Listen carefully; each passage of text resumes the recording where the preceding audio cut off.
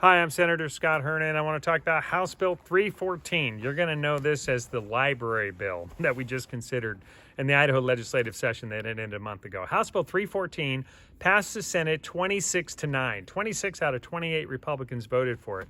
It passed the House and the governor vetoed it, and then the House failed to override the veto by one vote. I want to talk about what House Bill 314 was and why it's important that we pass something like House Bill 314. House Bill 314 basically addressed giving obscene materials to children. Obscene materials, not just pictures of nudity.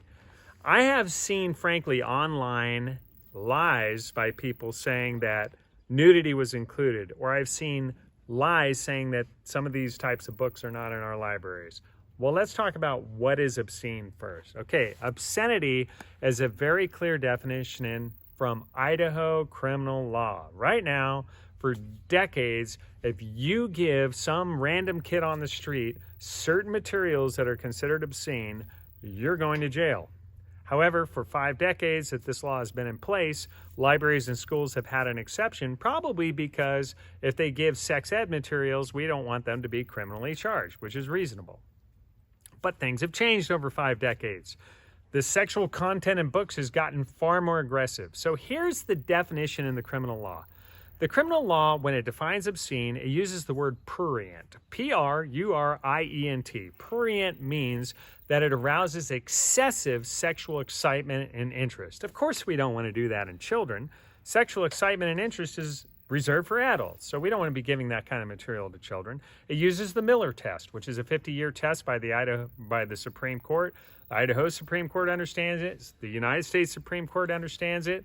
What is obscene is defined by a community standard. It can shift over time as the culture shifts. But right now, there are very clearly books that actually are in the libraries that are meeting the definition of obscene, and they're being made available to children. Now, if you don't believe it, I'm going to tell you that you can go to a website called booklooks.org, booklooks.org. And on there, they've got books rated based on the Miller test, the Supreme Court test for obscenity, that if you gave such materials to a child today, you'd go to jail. And you can go see if those are available at your own library. We had senators go down to the Ada County Library and look up some of these books thinking there's no way this is happening in Idaho. And sure enough, the books were available. And they were available in the section for children, believe it or not. So, last year, we passed House Bill 666 in the House, but it wasn't heard in the Senate, and it would have gotten rid of the exemption for libraries and schools from the criminal penalty in law. And so we decided, okay, apparently that was a bridge too far. The Senate didn't want to hear it last year.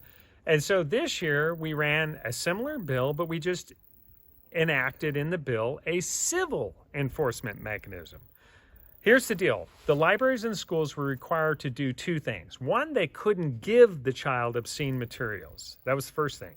Number 2, they had to take reasonable steps to make sure that obscene materials were not accessible by children. So you couldn't put them in the children's section, for example. Those were the 2 conditions. And then if they violated the law in House Bill 314, then the parents or the child could sue the library for a $2,500 civil penalty. Now, here's why a penalty is important.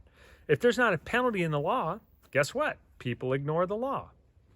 Okay, so booklooks.org is where you can go look at the books that are rated 4 and 5 on the obscenity scale, meaning they are obscene, and then you can go check to see if your library has those books available, either in the children's section or do this little test. Have one of your children with their library card reserve one of those books and then go see if you can pick it up. And that shouldn't be accessible to your child, but I bet you it is. Even locally in Sandpoint and Bonners Ferry, these materials are sometimes available to our children. So we're going to address this issue next year. It is not a First Amendment issue.